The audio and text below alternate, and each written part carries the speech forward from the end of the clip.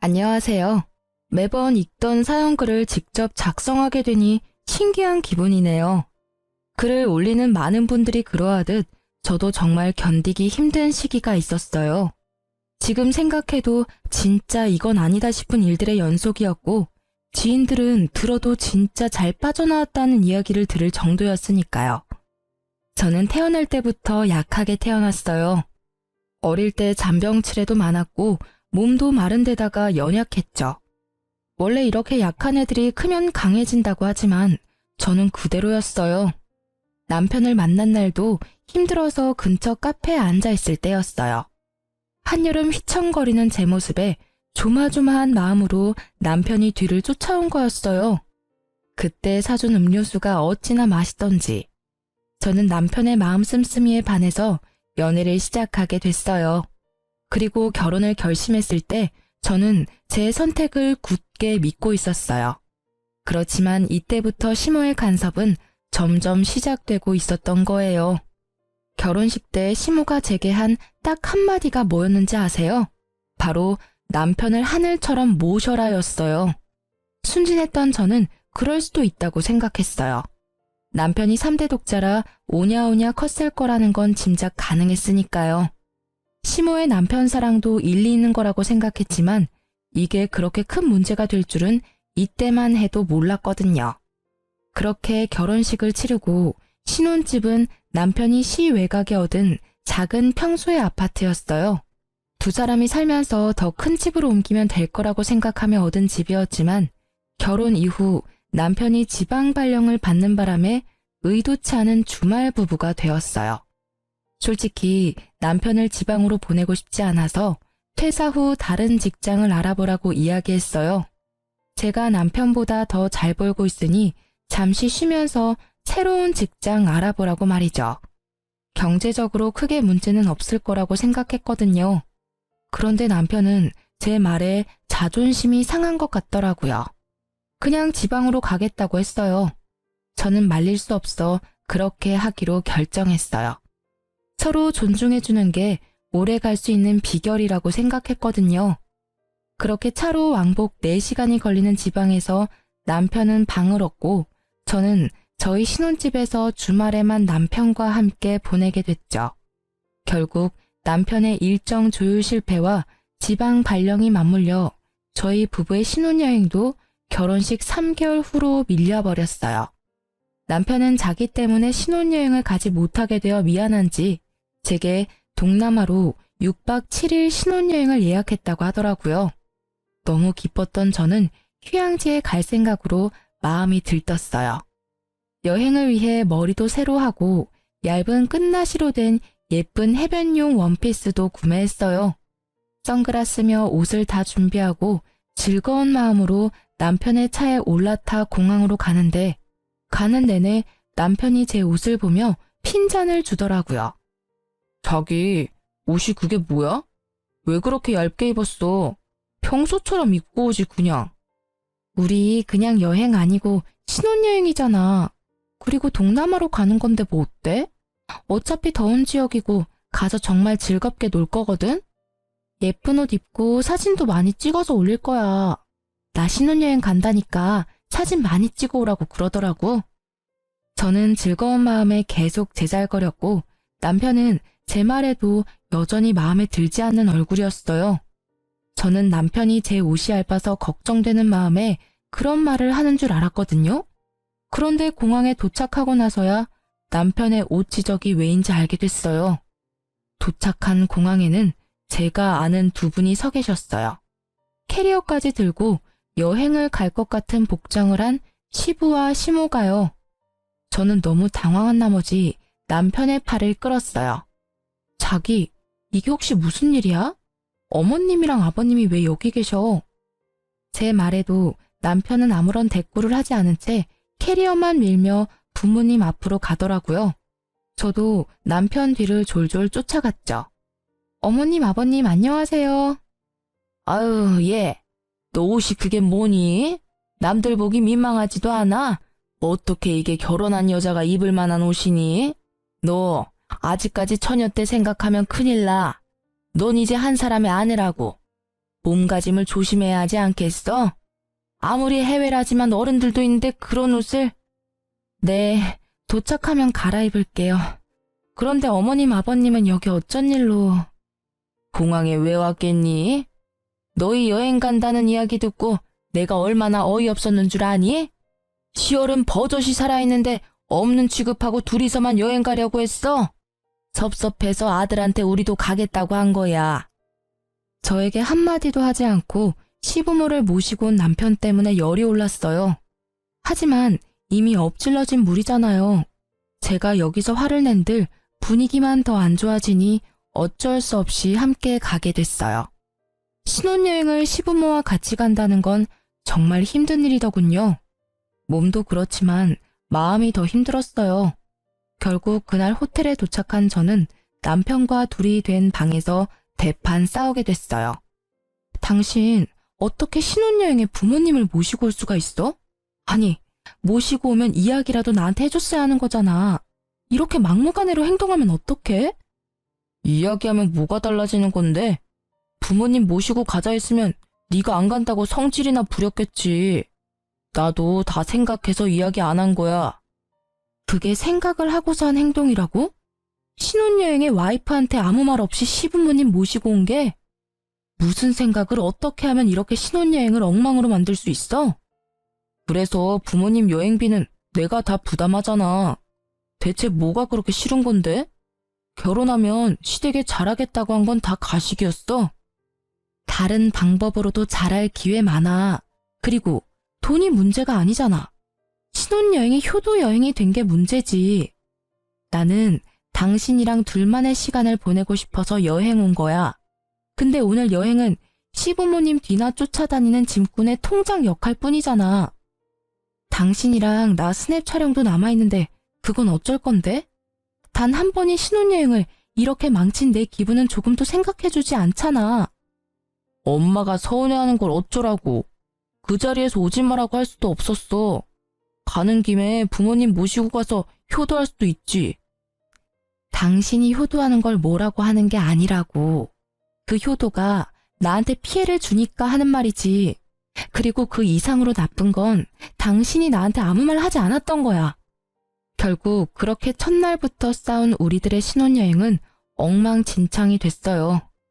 누구보다 빛나야 할 새 신부인 저는 여행 내내 시모와 시부의 눈치를 보며 이것저것 챙기기 바빴어요. 게다가 커플 마사지는 시부모에게 양보해야 했고 뷰 좋은 맛집에서도 저는 계속되는 눈칫밥에 먹은 걸 전부 체하는 바람에 호텔에 먼저 일찍 돌아왔어요. 마치 시부모가 주인공인 리와인드 신혼여행에 들러리로 따라온 기분을 느끼고 말았죠. 말 그대로 가장 행복할 6박 7일은 지옥 그 자체였습니다. 그리고 그 7일 동안 저는 남편에게 어떻게 이 부담을 돌려줄 수 있을까 고민했어요. 그리고 좋은 생각이 떠올라 남편 몰래 엄마에게 전화를 걸었죠. 여보세요? 응, 엄마, 나야. 깨볶을 시간도 없을 텐데 무슨 전화야. 무슨 일이 있어? 별일은 있지. 다음 주 주말에 엄마랑 아빠 우리 신혼집 집들이 하러 와. 아침에 9시쯤 와서 같이 여행 가자, 당일치기로. 어때? 우리야 좋지. 근데 그럼 그날 아침 9시까지 와? 저는 거절의 내색을 비추려는 엄마의 말을 뚝 끊고 초대를 완료했어요. 그리고 신혼여행에서 돌아온 후 처음으로 맞이하는 주말이 됐죠. 남편은 금요일 저녁에 와서 아침 9시가 넘도록 자고 있었어요. 저는 부모님이 올 시간에 맞춰서 일부러 준비 다 하고 화장실에 들어가 있었죠. 그리고 벨이 울렸어요. 저는 태연하게 남편한테 소리쳤어요. 나 화장실인데 자기가 나가봐. 저는 화장실 문을 살짝 열고 남편 행동을 살폈어요. 남편은 귀찮은지 부스럭거리며 일어나서 인터폰을 확인하더니 깜짝 놀라 옷방으로 뛰어가 옷부터 입더라고요. 저는 그제야 아무렇지도 않은 표정으로 화장실 밖으로 나왔어요. 여보, 장모님 오셨어. 응, 알아. 엄마한테 집들이 겸 오시라고 했어. 오늘 두 분 모시고 당일치기 여행이라도 다녀오려고. 물론 당신도 같이 갈 거지? 뭐? 그걸 왜 이제 이야기해? 이야기하면 뭐가 달라져? 당신이 소중한 휴일 사라졌다고 성질 낼까봐 말 안 했지. 나도 생각을 하고 말 안 한 거야. 생각? 자다가 처갓집 식구 맞이하는 내 기분은 생각도 안 해? 그런 당신은 내 기분 생각해서 신혼여행 때 말도 안 하고 시부모님 모시고 왔어? 이상하네. 당신은 기분 나빠하지 않을 줄 알았는데. 좋아하잖아, 서프라이즈. 아, 너 일부러 나 당하라고 지금 이런 거지? 그럴 필요가 어딨어? 당신도 결혼하면 우리 집에 잘하겠다며. 어때? 깜짝 여행 기분 좋지? 제 말에 남편은 답을 하지 못하더라고요. 당신이 나한테 한 짓이 이런 거야. 그러니까 다음부터는 꼭 나한테 이야기를 해줘. 알았지? 결국 그날은 준비도 덜 된 남편을 데리고 여기저기 끌고 다니며 여행을 다녀왔어요. 이 일 뒤로 남편은 행사가 있을 때마다 저한테 꼬박꼬박 이야기해줬어요. 그렇지만 시모가 보여준 그 진상인 모습은 여전히 제 기억 속에 자리 잡았죠. 결혼 전에는 그렇게 점잖게 보이던 분들이 결혼 후 달라진 모습에 마음도 불편했죠. 그 이후로도 시모와 저의 사이는 그리 좋지 않았어요. 그렇게 결혼 생활은 그럭저럭, 시모와의 관계는 위태위태하게 4년이라는 시간이 흘렀어요. 그런데 남편과의 거리가 멀어서였는지 제가 몸이 약해서였는지 저희가 그렇게 바라던 아기는 깜깜무소식이었어요. 저는 자꾸만 제 약한 몸 탓인 것만 같아 힘들었고 결국 난임센터를 방문하기로 결정했는데 그 전에 정말 놀랍게도 자연 임신이 되었어요. 그리고 임신 사실을 시모가 알게 되었을 때 저는 시모의 어이없는 행동에 다시 한번 학을 뗐어요. 뱃속의 아이가 아들이라는 것을 확인한 시모는 그날부터 제 행동을 일거수일투족 감시하기 시작했어요. 왜냐고요? 제 뱃속에 있는 손주의 태교를 위해서라고 하더라고요. 저는 어이가 없었어요. 그렇지만 제 자식 생각해주는 시모에게 뭐라 할 수도 없어 꼬박 10달을 참았어요. 먹고 싶은 것도 하고 싶은 것도 참으며 맞춰드렸죠. 그런데 출산일에는 더 심했어요. 진통이 와서 병원에 갔더니 기어코 따라와서는 의사에게 무조건 자연분만으로 해달라 했어요. 저는 어디 드라마에서나 보던 일을 당하니 황당했고 아픈 와중에도 결국 시모의 요구에 장장 12시간을 참아내고 자연분만에 성공했어요. 그런데 더 서러운 건요. 출산 후 수고했다 한마디도 없이 딱 한마디 하더라고요. 아들 하나 가지고는 모자라니 둘은 더 낳아라. 네가 우리 집에 시집 오고 제일 중요한 일이 아들 낳는 일이야. 그 이야기에 저는 시모에 대해 더 거리를 두려고 했어요. 그러니 자연스레 친정어머니와 더 가까워질 수밖에 없더라고요. 조리원 퇴소 후 친정엄마가 제 산후조리를 위해 집에 와 계셨는데 시모가 자기가 산후조리 하겠다며 저희 엄마에게 집에 가시라고 하더라고요. 결국 시모는 평일 중 3일을 저희 집에 출퇴근하셨어요. 게다가 시모는 산후조리를 해야 할 저에게 집안일 시키기만 바빴어요. 몸을 안 움직이면 더 몸이 굳어. 그러니까 많이 움직여라. 애 낳은 게 무슨 벼슬이라고 누워서만 지내? 집안일 정도는 해야 돼. 그러는 본인은 산후조리 해준다는 명목으로 친정엄마까지 내쫓고 들어와서 손주만 안고 우쭈쭈 거리더라고요. 아니 그냥 우쭈쭈 하기만 하면 다행이게요. 100일도 안 된 애를 안고는 제 욕하기 바쁘더라고요. 애 꼴이 이게 뭐냐? 에구 우리 영훈이 땀 냄새가 많이 나네. 네 엄마가 이런 것도 안 시켜줘? 너무하네. 그치? 엄마 정말 나쁜 엄마다. 그치? 이 할미가 다 해줄 테니까 조금만 참아라. 네 엄마는 뭐 할 줄 아는 게 없어요. 회사만 좋은 데 다니면 뭐하니? 애도 못 보고 집안일도 못하는 반쪽짜리 엄만데. 그치? 이런 식으로요. 저는 시모가 아이에게 들려주는 제 욕에 스트레스를 받아 쉴 때도 편하게 쉬지를 못했어요. 그리고 제가 이혼을 결심한 그날도 시모의 강요로 나오지도 않는 젖을 아이에게 물려주고 있었어요. 남편은 전날 친구들과 모임하고 늦게 들어와 주말 아침 9시가 넘었는데도 자빠져 자고 있더라고요. 저는 아침부터 서러운 마음에 애한테 수유를 하며 울었어요. 몸도 아직 안 풀려 아픈데 애를 안고 집안일까지 해야 하는 제 처지가 정말 억울했거든요. 그런데 시모가 주말인 이날 집에 왔더라고요. 익숙하게 현관 비번을 누르고 들어온 시모는 울고 있던 저와 결국 눈이 딱 마주쳤어요. 그러더니 급하게 뛰어와 제 품에서 젖을 먹고 있던 애를 확 뺏어가더라고요. 너 어떻게 애를 안고 울 수가 있어? 어? 우리 손주한테 나쁜 영향이라도 미치면 네가 책임질 거야? 웃겨서 정말. 아이고, 우리 영훈이 놀랐어요. 젖 잘 먹다가 못 먹은 애는 울고 시모는 멍한 저를 째려보며 소리치더라고요. 넌 뭘 했다고 아침부터 눈물바람이야? 누가 보면 내가 대단한 시집살이라도 시킨 줄 알겠어. 우리 때였으면 너 지금 당장이라도 소박 맞고 친정에 돌아가야 했어. 알아? 그런 게 아니라 몸이 너무 안 좋아서 그랬어요. 그리고 저 잘 먹는 애를 뺏어가시면 어떡해요? 몸이 아파? 그런 것도 못 참으면 어떻게 엄마 노릇을 할 수 있어? 애 보면서 참고 또 참아야지. 어딜 내 앞에서 눈물이나 질질 흘려? 너 이럴 거면 내가 우리 영훈이 데려가서 키울 테니까 넌 모유나 짜놔. 애 보기 싫어서 쇼하는 거 보니 내 어이가 없어서 저런 것도 며느리라고 보고 있어야 하니 내 속에서 열불이 다 나네. 어머니, 말씀이 좀 너무하시네요. 애 때문에 온 거 아니에요. 남편이 있어도 독박 육아해야 하는 게 힘들고 어머니가 매번 산후조리 해준다고 오셔서는 저한테 일 다 시키셔서 몸이 힘들어서 온 거예요. 산후조리라는 말이 무슨 의미인지는 아세요? 그냥 이러실 거면 저희 친정 어머니한테 부탁할게요. 네가 뭐가 힘들어? 내가 모를 줄 알아? 너 주말에는 우리 아들한테 일 다 시켜 먹는다며. 애 기저귀 갈고 밥도 하게 하고. 걔가 그냥 아들이니? 3대 독자야, 3대 독자.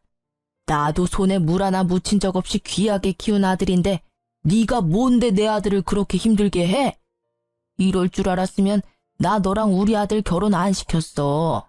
네 시부가 지방 가 있었으면 나는 이틀에 한 번씩 반찬 가지고 가서 밥 해놓고 왔을 거야. 그런 것도 못하는 애가 어디서 힘들다고 투정이야? 우리 아들 불쌍해서 어떡하니? 이렇게 아는 거 없고 눈치 없는 곰 같은 마누라 얻어가지고는 일하면서 밥도 제때 못 얻어먹고 일만 하고. 주말 남편이 해야 할 일을 시모가 전부 알고 있는 걸 보니 남편이 또 시모에게 시시콜콜 다 이야기한 것 같더라고요. 자기가 돈을 버는데 육아와 집안일까지 시킨다며 짜증이 나서 시모에게 하소연한 것 같았어요. 제대로 된 육아는 한 번도 해본 적이 없으면서 결국 제가 한마디 하려는데 남편이 깼더라고요. 일어나서 밖에 나온 남편이 저를 보고 딱 한마디 하더라고요. 너 또 뭐 잘못했어? 그 이야기를 듣자마자 저는 이 현장에 내 편은 없고 남의 편만 있다는 걸 깨달았어요. 그리고 이 순간 저는 이 남자와 함께 살 수 없을 것 같다는 생각이 들었어요. 이혼을 결심하고 저는 참지 않기로 했어요. 하고 싶은 말을 해야 저도 속이 조금이나마 풀리지 않겠어요? 당신, 내가 뭐 잘못했다고 말하는데 나 아침에 애 젖주면서 운 죄밖에 없어. 당신 어머님이 모유를 1년은 먹여야 된다고 강경하게 말씀하셔서 유두균열이 심해서 피부 다 갈라지는데도 애 젖 먹이다가 서러워서 울었어. 근데 그걸 보고 네가 뭐 한 게 있다고 우냐고 하시네? 이 집안에 내 몸 아픈 거 신경 써주는 사람이 하나라도 있어? 산후조리 해야 하는 시기에 시어머니 말 한마디에 집 대청소 해야 하는 내가 불쌍하지도 않니? 그리고 일하면서 애 보기 싫으면 당신이 휴직하고 애 봐. 돈은 내가 일해서 벌면 되잖아. 당신보다 더 많이 벌기도 하고. 너 지금 나 무시해? 너 돈 많이 번다고 유세 떠는 거냐고. 그럴 리가 있겠어? 난 단지 너만 힘들다고 생각하는 것 같아서 공평하게 기회를 주려는 것뿐이야. 나도 일하면서 주말에는 애 볼게. 너는 집에서 애 보고 집안일만 해. 어차피 경제적으로는 그게 더 이득인 거 당신은 잘 알잖아. 휴직은 안 할 거야. 애 보는 게 너무 힘들다고. 울면 어떻게 해야 할지 모르겠고 울음소리에 노이로제 걸릴 것 같다고.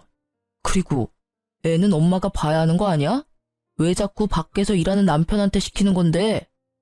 애 보는 게 그렇게 힘들어? 나는 그 애 울음소리 매일 들어. 그리고 그 애 업고 집안일까지 완벽하게 해야 하고 일주일에 3일 꼬박 시어머니 오시면 시어머니 하는 말까지 들어야 하지. 그럼 내 상황은 미칠 것 같거든? 그리고 나 복귀해도 그 말 그대로 할 수 있어? 복귀하면 당신도 나도 똑같이, 아니, 내가 더 많이 벌어. 그러면 네가 육아 더 할 수 있겠어? 아니겠지. 지금도 이렇게 애 보기 싫어서 난린데. 주말에는 나도 쉬고 싶다고. 당신이 복귀해도 나는 지금보다 더 잘 볼 수는 없어. 그러면 우리 엄마한테 맡기고. 어머님? 애 안고 내 욕하면서 오냐 오냐 하시는 어머님? 그렇게 큰 애가 내 말을 잘 듣기나 하겠어? 매번 듣는 게 엄마 욕이잖아. 그게 교육상 좋아? 난 절대로 어머님한테는 애 못 맡겨. 그리고 어머님, 애 낳고 100일도 안 된 며느리 이런 식으로 혹사시킬 거면 그냥 친정에서 조리할게요. 그것까지 막으시면 진짜 너무하신 거 아시죠?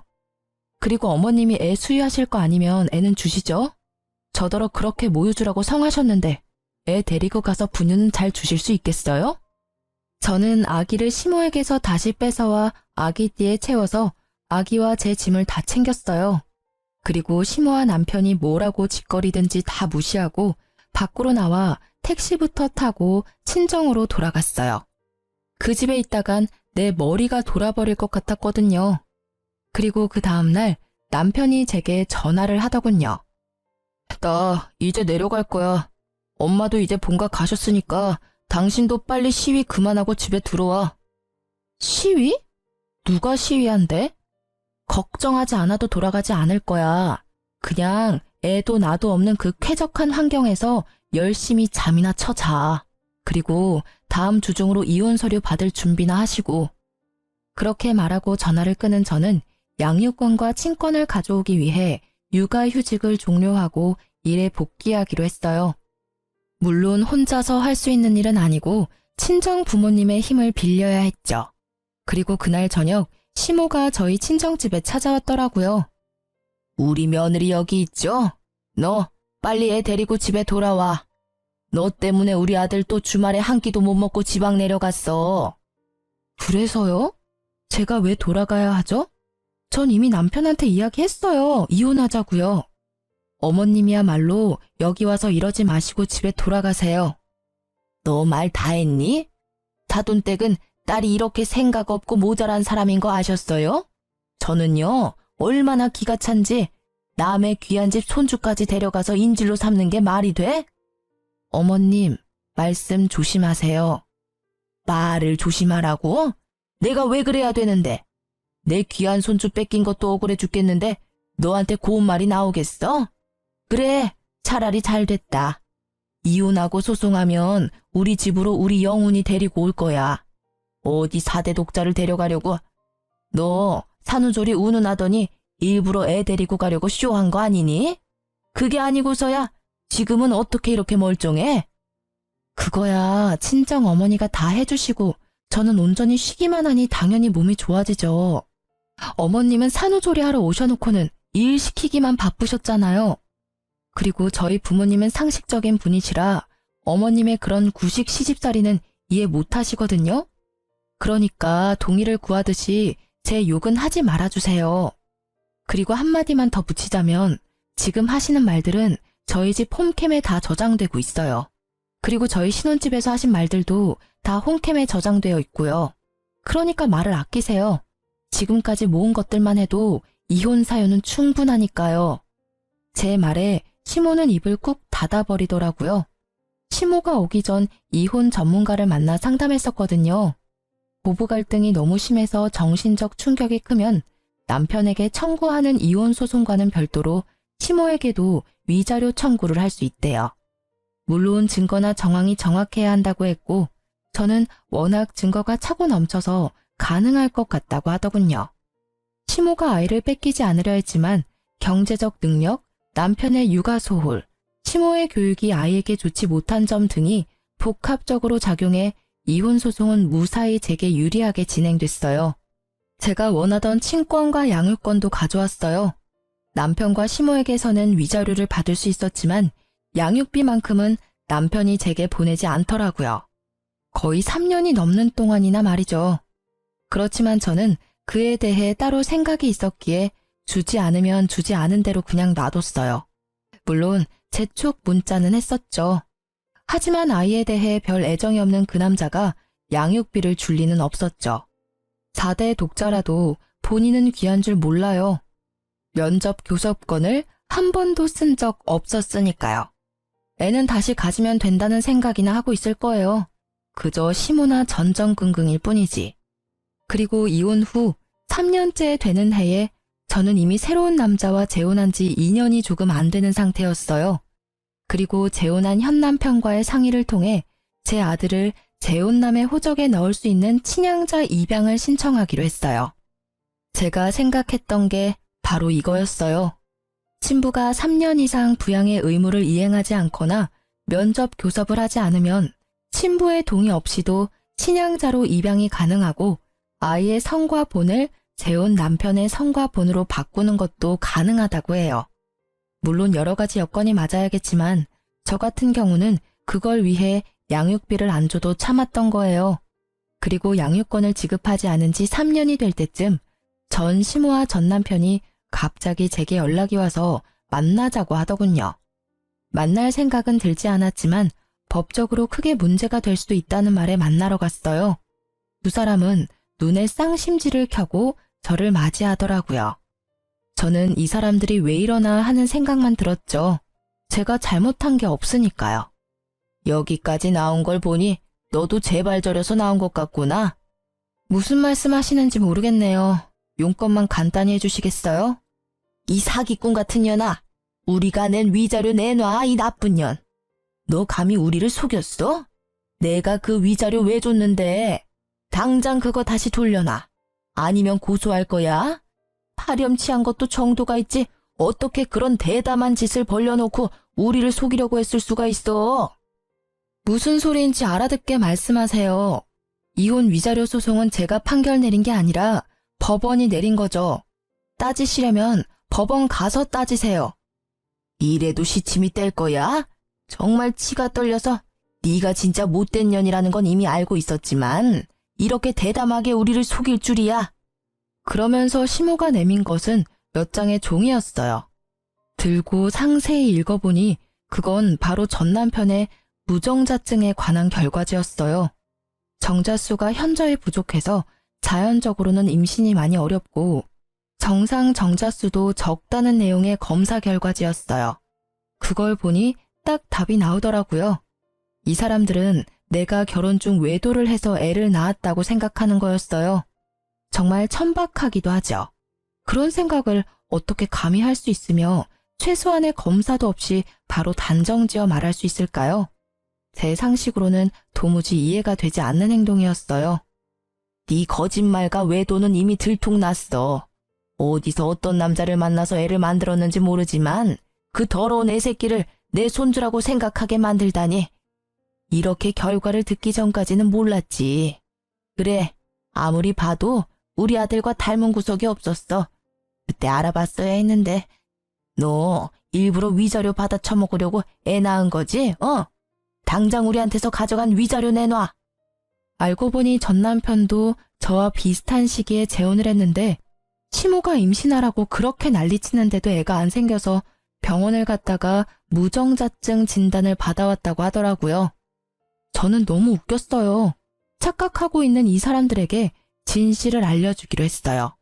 물론 씨알도 먹히지 않을 걸 알지만 사실 그걸 바라는 거기도 했고요. 두 사람이 뭘 상상한지는 알겠지만 저는 정말 맹세코 바람핀 적 없어요. 그리고 이 애는 당신 애야. 그건 바뀔 일은 없어. 당신도 알잖아. 내가 얼마나 가정에 충실했는지. 거짓말하지 마. 이게 또 어디서 사람을 속이려 들어? 내 자식도 아닌 애 때문에 위자료를 얼마나 줬는지 알기나 해? 천박한 몸뚱아리 굴려서 어디서 더러운 씨앗이나 받아서 만든 애를 감히 내 아이라고 속여? 그래, 언제까지 속일 수 있을 줄 알았어? 이래서 내가 양육비를 안 준 거야. 내 새끼도 아닌데 내 돈을 왜 줘? 웃기지도 않는 말을 하는 전 남편을 보며 저는 차분하게 말했어요. 정말 그 애가 당신 애가 아니라고 생각해? 그럼 우리 애는 이제 더 이상 필요 없어? 필요 없어. 피 한 방울 안 섞인 남의 아이가 왜 필요해? 당신이 그렇게 생각하면 하는 수 없네. 그러면 애 호적 옮기는 건 동의해 줄 수 있지? 원래 당신 동의 없이도 옮길 수 있는데 어차피 당신이 당신의 아니라고 하니 괜찮잖아. 옮겨줘도. 그러면 당신은 애 없는 거나 마찬가지고, 안 그래? 당연하지. 그건 동의해주면 내 아이는 없는 게 되니까 양육비는 안 줘도 되지. 결국 그게 목적이었더라고요. 이 나쁜 놈은. 지 자식한테 드는 돈이 아까워서 돈 한 푼을 안 준 쫌생이 같은 인간이었어요. 그건 내가 변호사랑 잘 이야기해볼게. 그리고 나중에 애 돌려달라고 하지 마. 그건 꼭 지켜줬으면 좋겠어. 어차피 돌려줄 생각도 없지만. 내 쪽에서 할 말이거든. 혹여라도 나한테 애 맡기려고 하기만 해봐. 절대로 안 받아줄 거니까. 남의 새끼를 내가 왜 키워? 저는 전 남편에게서 동의서를 받았어요. 그래, 그럼 잘 됐네. 자, 가서 서류 작성하자. 그리고 내가 한마디 하는데 그 위자료는 당신들이 잘못해서 혼인이 파탄에 이른 걸 법원이 인정했기 때문에 당신들이 나한테 지불한 거야. 애랑은 전혀 상관이 없지. 그리고 고소하고 싶으면 적어도 내가 외도를 했다는 증거를 가지고 와야 되는 거 아니야? 말로는 누가 무슨 말이든 못해. 시간 줄 테니까 내가 외도했다는 증거 가져와. 그러면서 소송이든 뭐든 다 받아줄 테니까.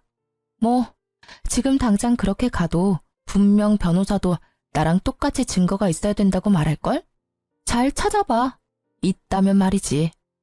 그리고 전 남편이 애타게 제 외도 증거를 찾는 동안 저는 아이의 호적이 재혼한 남편 밑으로 들어가는 걸 목이 빠져라 기다리고 있었어요. 그리고 드디어 아이가 재혼 남편의 성과 본으로 바뀐 날. 저는 아이를 데리고 전 남편과 전 시모를 만나러 갔어요. 전 시모와 전 남편은 아이를 무시무시한 눈으로 쏘아보더라고요. 저는 두 사람에게 말했어요. 두 분 다 고생하시죠? 제 외도 증거 찾으려니 힘드실 거예요. 그래서 일 좀 쉽게 해드리려고요.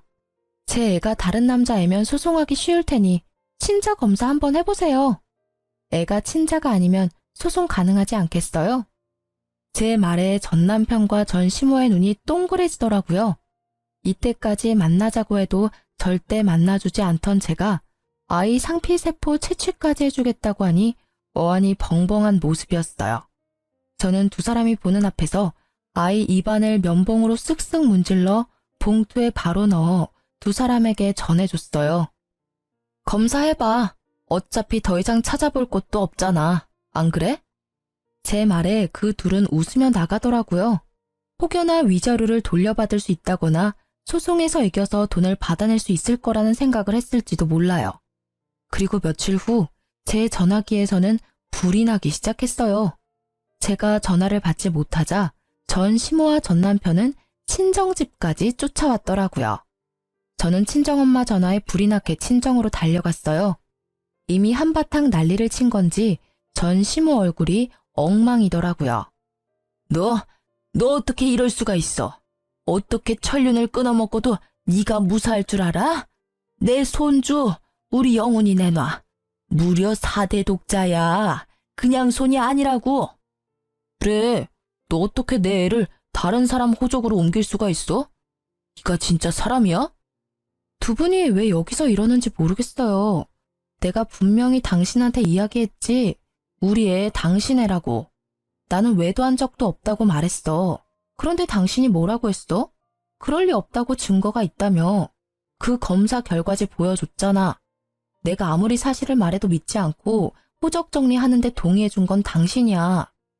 그리고 아줌마, 더러운 씨앗이니 아들 닮은 구석이 하나도 없었다니 그런 말씀하신 거 저는 절대로 잊지 않을 거예요.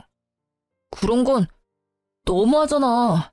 나는 분명히 당신이 외도하는 거라고 생각하고 나는 이제 애를 가질 수 있을지 없을지도 몰라. 내 아이 돌려줘. 가질 수 있을지도 모르지. 나는 가졌잖아, 당신 아이. 같이 살고 있는 재혼한 여자 젊다며 애 가질 수 있을 거야. 시험관을 벌써 몇 번이나 시도하고 있는데 안 생긴다고. 전 남편이 침울하게 소리쳤지만 전 시모는 전 남편의 속도 모른 채 말도 안 되는 말을 짓거리더라고요. 정자수가 없다고 해도 얘는 애를 가졌잖니. 분명히 이건 지금 며느리한테 문제가 있는 거야. 이것 봐라. 네 아들 떡하니 낳아준 며느리가 있는데 그 여자가 그걸 못하는 게 문제인 거야. 그리고 시험관 같은 건 하지 마. 자연 임신으로도 잘만 생기는데 왜 그런 걸 하니?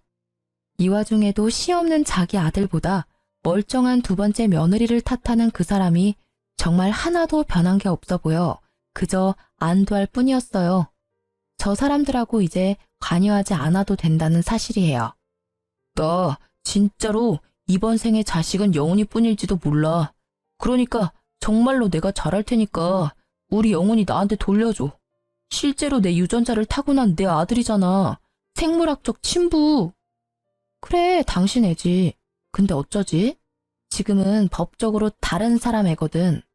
난 지금 이 상황이 웃긴 게 내가 네 애라고 할 때는 아니라고 우기더니 제 손으로 애 호적 파주더니 이제 와서 왜 후회하는 거야? 나한테 위자료 내놔라 어쩌라 하기 전에 친자 검사부터 해보지 그랬어. 어쨌든 이제 남의 애니까 신경 꺼. 그리고 이렇게 와서 난리쳐도 이제 정말 남이니까 우리 친정에 이렇게 찾아오지도 마. 제 말에 입이 10개라도 할 말이 없었던 시모와 전 남편은 쫓겨났죠. 자신이 무정자증이라는 걸 알고 확인도 없이 저를 바람난 여자로 만들고 애를 혼외자로 만들어 소송을 걸겠다는 그 생각이 너무 가증스럽더라고요. 당연히 그들이 주장하는 소송은 진행되지 않았어요. 저의 외도는 당연히 외도를 하지 않았으니 증거가 없었고 아이는 전 남편의 친자였으니까요. 그리고 나중에 들리는 소문에 의하면 전 남편의 두 번째 아내도 시모 때문에 이혼했다고 하더라고요. 그놈의 자연 임신과 남편 내조에 관해 매일 집에 와서 여자를 들들 볶았다고 해요. 앞집 사는 조련 동기한테 들었거든요. 요새 저 집이 좀 조용하다면서요. 그렇게 저는 그 사람들과 더 이상 연락을 주고받지 않았어요. 그리고 몇 달 뒤 크리스마스 날에 한번 마주치게 됐어요. 아이 선물을 사주러 재혼한 남편과 함께 가는 길에 전 남편을 정말 딱 정면으로 마주쳤거든요. 시모와 함께 쇼핑 나온 것 같더라고요. 아이는 재혼한 남편의 어깨에 목마를 타고 있었고 갓난 아기일 때 헤어진 전 남편의 얼굴은 전혀 알아보지 못했어요. 시모는 아이를 보더니 저를 아주 잡아먹을 듯이 노려봤어요. 내 손주 데려다가 남의 호적에 올린 천하의 몹쓸년. 분하고 원통해서 내가 못 살지. 내 새끼 남의 손에 키워야 하는 이 억울한 심정을 누가 알 거야? 저는 그 말을 재혼한 남편과 아들이 들을까봐 먼저 백화점으로 보냈어요. 어르신, 그 귀한 손주 더러운 씨앗이라고 욕한 게 본인이세요. 그리고 언제는 아들 닮지 않았다고 큰 소리 치시더니 그건 이미 싹 잊으셨나 봐요? 저는 하루도 잊은 적이 없는데요. 뭐? 네가 나한테 그런 말 할 자격이나 돼? 속여가지고 애 호적을 팠으면서 손이 귀한 집의 아들을. 네 아들이 아니라 내 손주야. 지금 당장이라도 데려올 수만 있다면 그만하세요, 어머니. 전 남편은 결국 자기 엄마한테 화를 내더군요. 저는 친절하게 전 남편에게 말해줬어요. 당신 어머니 치맛자락에서 못 벗어나면 세 번째, 네 번째 결혼을 해도 똑같이 이혼하게 될 거야. 알지? 제 말에 전 남편은 이미 알고 있다는 듯 얼굴에 후회가 가득하더라고요. 뭔가 반성한 게 하나쯤은 있구나 싶었는데 마침 백화점 안으로 들어가지 않고 입구에서 저에게 손을 흔드는 아이의 모습을 무척 애틋하게 쳐다보더라고요. 그런데 그 광경이 너무 웃겼어요. 자기가 그런 애틋한 눈으로 애를 볼 염치가 있나? 싶었거든요. 그렇게 애틋하게 애 얼굴 쳐다보지 마. 누가 보면 착각하겠어. 애가 그리워서 그런 표정 짓는다고 생각할 수도 있잖아. 내가 겪어보니 당신은 애가 그리운 게 아니라 그저 이제 당신이 애를 만들지 못한다는 사실이 힘들어서 손에 없는 걸 갖고 싶어 하는 것처럼 보일 뿐이거든? 넌 무슨 말을 그렇게 냉정하게 해? 내 아들 내가 그리워하는 것도 그렇게 못마땅한 거야? 내 자식 남의 아들로 만든 것도 모자라서 나를 부성애도 없는 모지리로 만들어? 네가 다 이렇게 만든 거잖아. 모든 것을 제 탓으로 미루는 이 나쁜 놈의 행태에 저는 결국 소리를 빽 지르고 말았어요. 그게 왜 내가 만든 거야? 네가 만든 거지. 애가 그렇게 애틋하고 그리웠으면 애초에 면접 교섭권은 왜 안 썼는데? 양육비도 3년 내내 한 번도 준 적 없지? 그리고 무엇보다 당신이 무정자증인 거 알았을 때 왜 우리 애가 당신 아들이 아니라는 의심부터 했어? 애한테 일말의 사랑이라도 있었다면 내 애가 아니라고 선언하기 전에 검사라도 해보는 게 상식 아니야? 제 말이 구구절절 다 맞는 말인지라 전 남편은 대꾸할 생각도 못하고 입을 꾹 다물더라고요. 나는 아무리 봐도 너한테 소중한 건 아들이 아닌 것 같아. 네가 제일 소중하게 생각하는 건 그냥 네 생식 능력이겠지. 제 말에 전 남편은 아픈 부분을 찔린 것 같은 표정으로 도망치듯이 떠나버리더라고요. 그렇게 헤어지고는 아직까지 만난 적은 없어요. 제 말이 틀리지 않았는지 애를 보겠다는 연락도 전혀 없더라고요. 뭐 그게 저한테는 더 도움이 되는 일이니까 그냥 그렇게 놔뒀어요. 저는 이혼 후 1년 만에 재혼해서 잘 살고 있어요. 애도 이제 재혼한 남편 밑으로 들어가서 더 안정적으로 살아요. 재혼 후에 아들 밑으로 딸을 하나 낳았고요. 남편과 아들은 딸을 두고 서로 돌보겠다며 다툴 정도로 사이가 좋아졌어요.